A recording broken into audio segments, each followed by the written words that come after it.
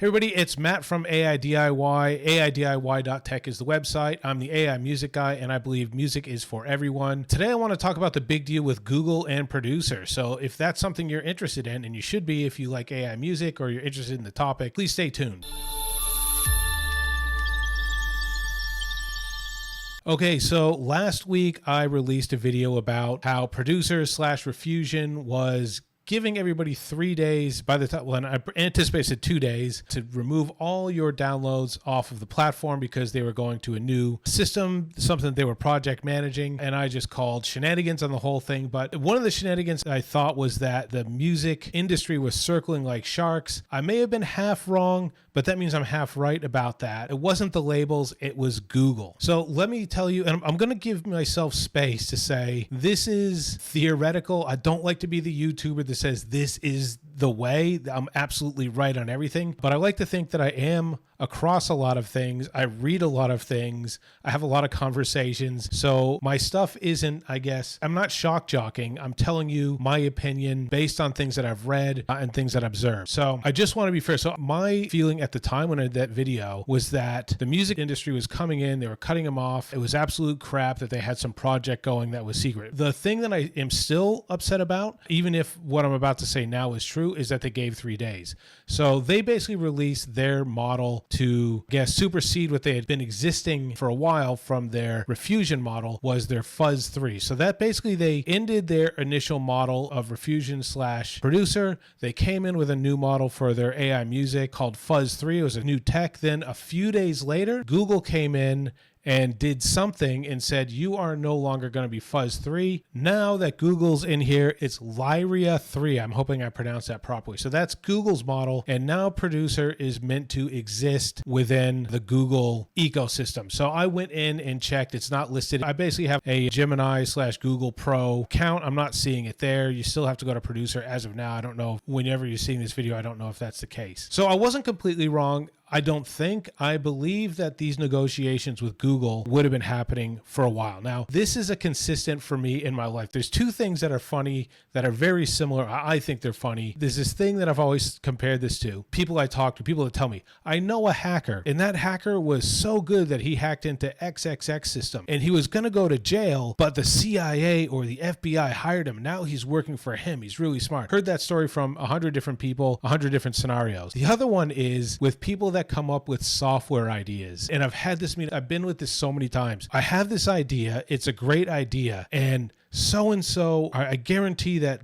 such a big platform like Google or Microsoft are going to see it and they're going to buy me out. And I'm going to make millions of dollars before I even do it, before I even develop it. And I'm going to be a millionaire before I even go through it. That's going to be fantastic. It's such a great idea. So most software companies going with that idea. And I think what we're seeing is Producer possibly being one of those companies that goes, we'll have a thing, someone will come in. I believe this thing with Google has been negotiated for a long time. I believe that the dotted line hadn't been signed, which is why they came out with their Fuzz model. But then Google said, okay, not bluffing or whatever. And then they came in and signed the deal so they could be part of that ecosystem. So I think that protects Producer pretty well. I think now that they're backed by Google, they can't be sued under the whole YouTube thing, or at least Google's going to come to their defense in some way. I don't know. I'm not sure. I'm not going to guess into that legal part of it. Yeah, I don't know. I won't go into that legal thing. This is really an announcement that Producer / Refusion is now in the Google ecosystem. I haven't seen it with the regular apps. Let's just see, have a look here while we're here. Cool. So we'll just go ahead and check here if it's been added. So I see Gemini, YouTube, Photos. I'm not seeing Producer at all. No, it's not in there. So I'm just going to go ahead and tell you what I think about this. Now, I don't like that Refusion / Producer is now, to me, it's not really Producer. It's just a skin on top of a Google platform. Basically, it started off with Refusion back in 2022. The thing most people don't know is Refusion wasn't actually an audio model. It was an image model. What it did was take your text prompt and convert it into a spectrogram, basically a photograph of what sounds and looks like a visual graph. Then it used a tweaked version of Stable Diffusion, which is an image generator, which you probably know, to create a spectrogram image. Then it converted the image back to audio. It was pretty clever. That's what they had in the initial thing. Then last week, the days before the Google acquisition, producers switched their own model to Fuzz 3, which we spoke about. That was their first attempt at a purpose-built audio generation. Their own technology moving away from the Refusion approach, and it existed roughly for about a week. And now it's basically been completely replaced by Lyria. And Lyria, like I said, it's different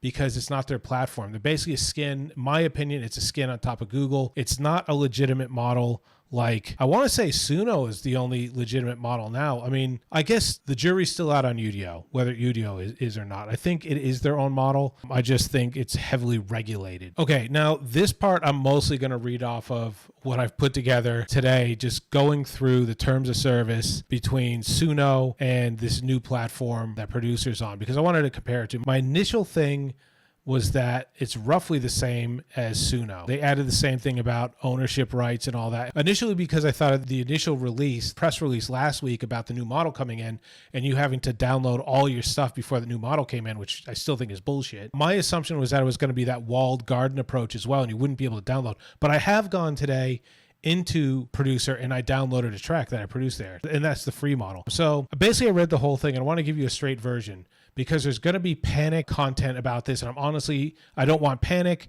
It doesn't warrant panic, but I know you're going to see it. You're going to see those thumbnails. You're going to click on them, but there's things worth knowing. What Producer's terms of service actually say on ownership, free users, paid users, you own the output. So that's where it's a little bit better than Suno. All right, that's out of section 3.2 in plain English, or plain language, depending on what language you're reading from. Now let's compare that to Suno, since I know what you're thinking. On Suno, free users don't own their outputs and can't use them commercially.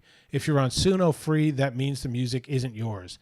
Paid users on Pro or Premiere, Suno assigns you a full ownership. So Suno paid equal ownership, Suno free does not. Producer, paid or free, you own the outputs either way. On that specific point, Producer is actually more generous than Suno. So here's where both platforms are identical. And this is basically standard across every major AI music tool platform right now. When you use the platform, they grant you a perpetual royalty-free license to use your content to train and improve their AI. Both Suno and Producer have this. You can't take it back. It doesn't expire. That's just the landscape we're all operating from right now. And I think this has been done to death. The one thing that is unique to Producer, Synth ID, Google's invisible watermark embedded into every track you generate. You won't see it. Your listeners won't hear it. It's there permanently. Google fingerprints your music.